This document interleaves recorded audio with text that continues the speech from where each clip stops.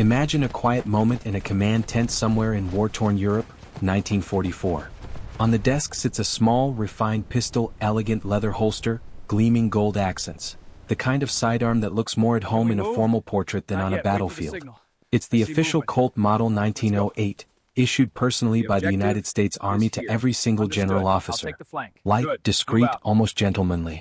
General Omar Nelson Bradley picks it up, turns it over in his hands, feels its modest weight, and gently sets it back down. Then he reaches for something else entirely. Something heavier. Something real. Something every American soldier in the foxholes would instantly recognize.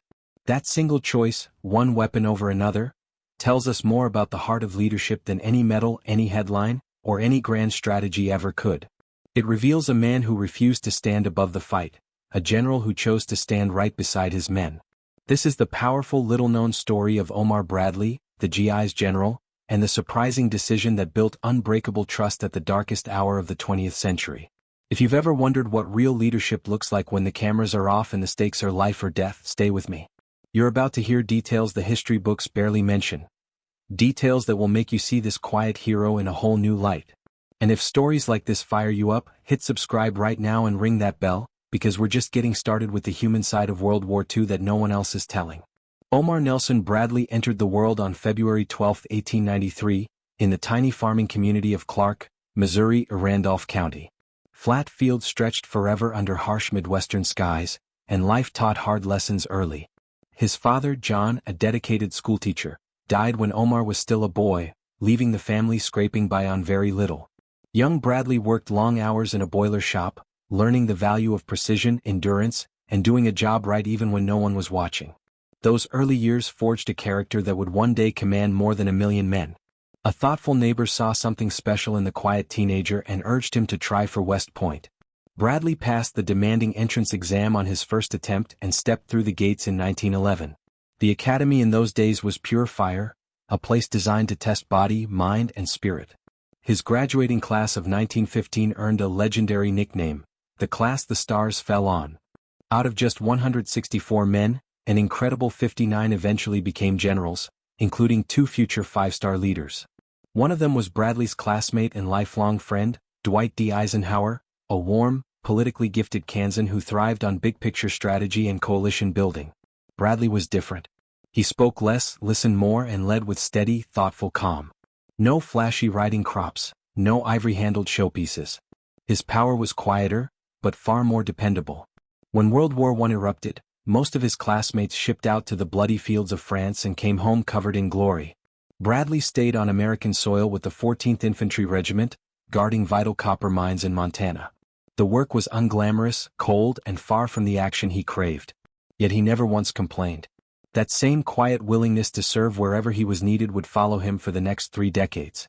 Through the lean 1920s and 1930s, while the Army shrank to almost nothing during the Great Depression, Bradley moved steadily forward with rock-solid competence. He taught mathematics back at West Point, shaping future officers with the same patience he would later show on the battlefield. At Fort Benning's infantry school, the brilliant and demanding George C. Marshall spotted his talent and marked him as someone to watch. Advanced courses at the Command and General Staff College added the final pieces to his preparation. By the time German tanks rolled into Poland in September 1939, Bradley had reached brigadier general at the infantry school.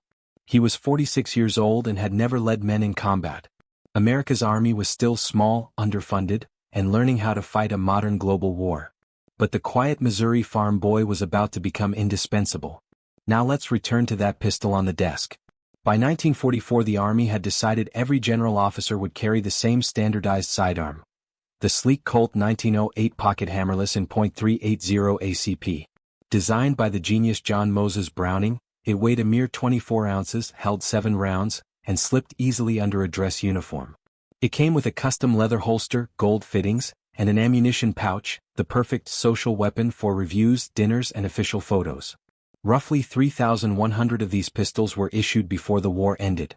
Many generals accepted it politely, then quietly passed it along to a junior officer and kept their trusted personal sidearms instead. Bradley was one of them.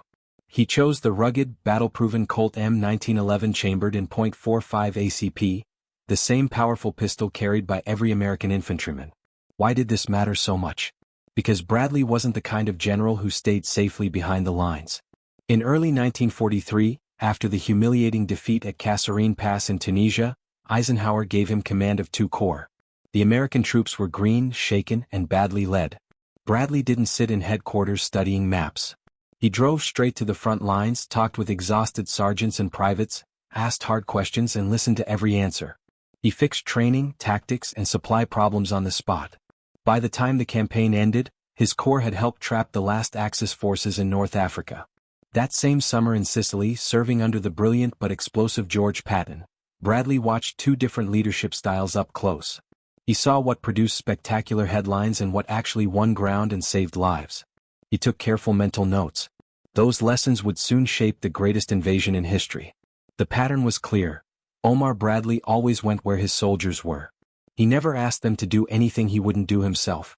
And when the army handed him a gentleman's pistol meant for show, he quietly reached past it for the same weapon his men trusted with their lives. That quiet decision in the command tent, setting aside the elegant .380 for the heavy, reliable .45, wasn't just about firepower. It was a symbol of something deeper.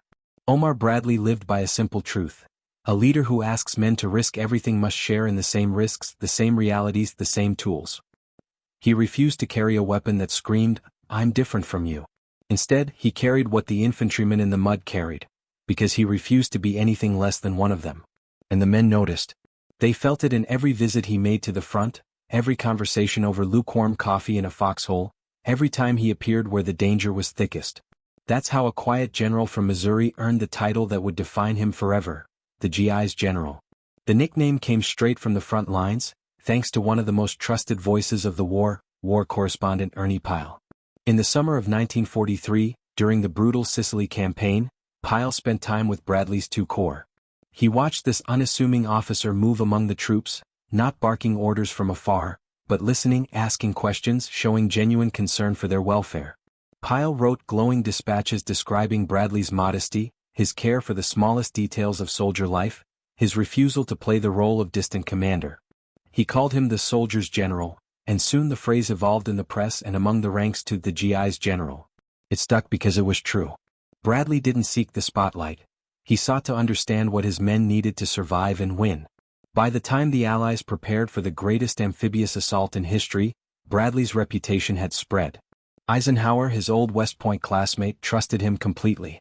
On June 6, 1944, D-Day, Bradley commanded the entire American ground effort from the cruiser USS Augusta off the Normandy coast. He watched through binoculars as waves of landing craft headed for Utah and Omaha beaches. Utah went relatively smoothly, thanks to good planning and a fortunate navigation error that put troops ashore in a less defended sector. But Omaha was different. How on earth? The pre-invasion bombardment had mostly missed its targets. Many of the specialized amphibious tanks sank in heavy seas. German machine guns, mortars, and artillery raked the beach without mercy. Men waded ashore into a storm of steel, pinned down behind the shingle with almost no cover. Casualties mounted horribly in the first hours. Bradley paced the deck, receiving grim reports. At one point, the situation looked so desperate that he seriously considered the unthinkable, abandoning Omaha Beach entirely and redirecting follow-on forces to Utah. It would have been a massive blow to the invasion plan, but saving lives came first in his mind. He held off, waiting, praying for a breakthrough. And slowly it came, not from grand strategy but from raw courage. Individual soldiers, small groups, NCOs taking charge, rising from the sand and pushing inland despite the odds. By late afternoon, the beachhead held. Bradley's steady hand, his willingness to endure the agony of those early hours without panic, helped turn catastrophe into fragile victory. After D-Day, Bradley came ashore on June 10 to set up his first Army headquarters. He pushed inland relentlessly. His forces broke out from Normandy in late July during Operation Cobra, the massive aerial bombardment that shattered German lines near Saint-Lô. What followed was lightning-fast advance across France, liberating Paris in August, racing toward the German border. In mid-August 1944, Eisenhower elevated him to command the newly formed 12th Army Group, overseeing 4 full American armies, 1st, 3rd, 9th, and 15th. Over 1.3 million soldiers, the largest force ever led by a single American commander. Most high-level generals would have retreated to a comfortable rear headquarters, managing from maps and radio messages. Not Bradley. He kept moving forward. He visited division command posts, stopped at aid stations to talk with wounded men, sat with exhausted officers to hear the unfiltered truth. His men saw him in the rain, in the mud, sharing their discomfort. They respected him not for theatrics but for authenticity. That authenticity extended to everything, including his sidearm. The Army's official general officer pistol, the Colt 1908.380, was beautiful on paper. Compact, no external hammer to snag, perfect for formal occasions. But in the chaos of combat zones where a sudden ambush, a stray patrol, or even a low-flying enemy plane could turn a routine visit deadly, Bradley wanted reliability and stopping power. The M1911.45 delivered both. Heavier, yes, nearly 40 ounces loaded, but it hit like a hammer. 7 rounds of .45 ACP could drop a threat decisively. It wasn't glamorous. It didn't match a dress uniform. But it matched the reality Bradley lived every day. He carried it not to impress, but because he understood the battlefield's unforgiving nature. Nowhere was that reality tested more brutally than in the frozen forests of the Ardennes. On December 16, 1944, Hitler launched his last desperate gamble, a massive counteroffensive through the thinly held Ardennes sector. 3 German armies smashed into the Allied line, creating a 50-mile deep bulge in the front. Bradley's headquarters in Luxembourg City sat dangerously close, less than 40 miles from the spearheads. Roads flipped control overnight. German units appeared where none should have been. Communication lines snapped. The situation was fluid, terrifying. Many commanders would have pulled back to safety. Bradley didn't. He drove those uncertain roads himself, visited hanging on units, made critical decisions with incomplete information. His calm steadiness held the line together.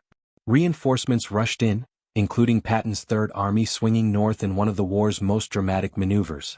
The Germans exhausted their reserves in the bitter cold. By late January 1945, the bulge was crushed. It cost America over 75,000 casualties, the bloodiest battle in U.S. history in the European theater, but it broke the Wehrmacht's back. Through it all, Bradley's .45 was at his side. A quiet reminder that he wasn't above the fight. He was in it, with his men for his men. With the Ardennes crisis finally broken, Bradley's 12th Army Group surged forward in the spring of 1945. In March they crossed the Rhine River, the first Allied forces to do so since Napoleon, at multiple points, including the dramatic capture of the Ludendorff Bridge at Remagen. What followed was a swift, sweeping advance deep into the heart of Germany. American armies liberated concentration camps, uncovering horrors that stunned even battle-hardened soldiers. They accepted mass surrenders by the hundreds of thousands as the Wehrmacht collapsed. By late April, Bradley's forces linked up with the Soviets at the Elbe River, symbolically closing the vice on the Nazi regime. On May 8, 1945, V-Day, Germany surrendered unconditionally. The war in Europe was over.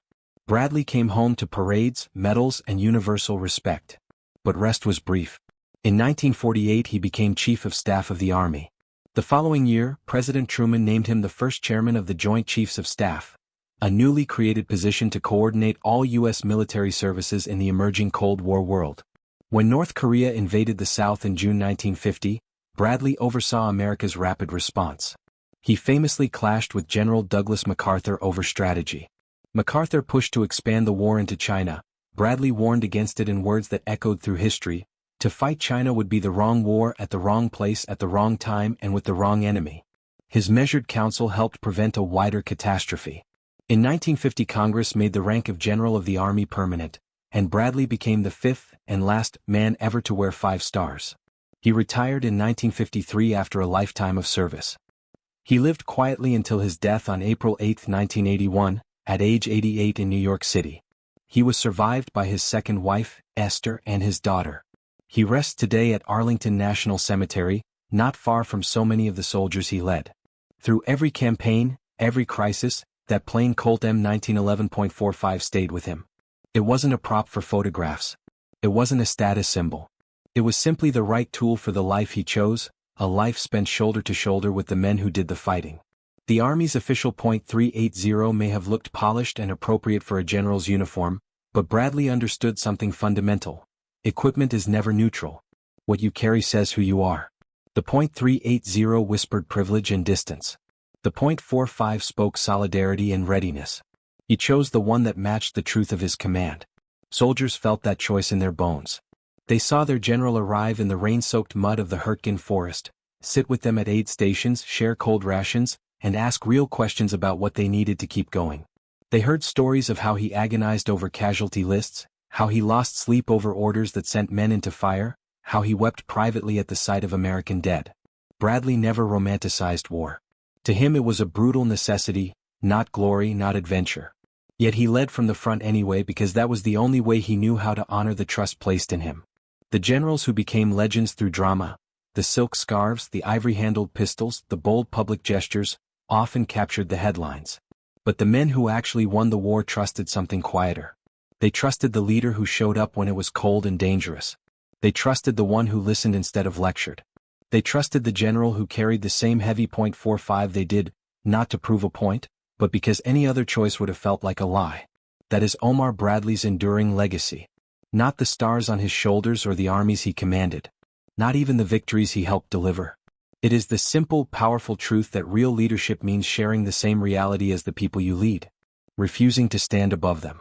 Refusing to carry a weapon, or live a life that says, I am separate. In the most destructive war humanity has ever known, Bradley proved that the strongest command comes from humility, from presence, from unbreakable trust earned one conversation, one visit, one shared risk at a time. The pistol he set aside that day in 1944 was more than a sidearm. It was a symbol of everything he rejected: distance, performance, separation. And the one he chose instead became a quiet testament to everything he believed. I am with you. I face what you face. I carry what you carry. I am a soldier just like you. If this story of quiet courage and real leadership touched you, if you believe these human moments behind the history deserve to be told and remembered, please hit that like button, drop a comment with your thoughts, and share this video with someone who loves the untold side of World War II. Subscribe and ring the bell so you never miss the next deep dive into the decisions, the weapons, and the men who shaped the 20th century. We're uncovering the stories the textbooks skip, and there's so much more coming. Thank you for watching. Until next time.